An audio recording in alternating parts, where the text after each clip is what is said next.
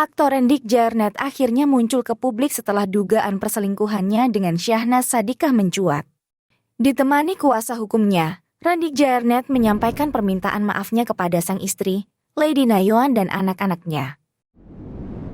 Permintaan maaf juga diutarakan Randy kepada publik atas pemberitaan isu perselingkuhan dengan Syahnaz.